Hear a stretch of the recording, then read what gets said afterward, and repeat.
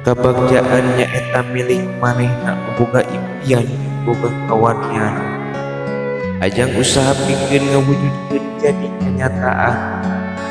Dengekeun suara hati urang sorangan lain suara hati jalma anu seger sabab boga tanggung jawab dina nalika kabagjaan teh eta diri urang sorangan.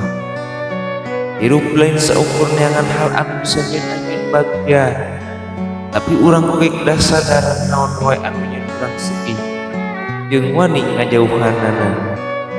Jadikeun hate supaya bisa tenang, supaya urang bisa ngabahagiakeun diri urang sorangan jeung ngabahagiakeun jalma anu seger. Kebahagiaan bakal bisa dicekel namun urang bisa ngabebaskeun diri urang sorangan dina khawatiran anu kaleuwihan.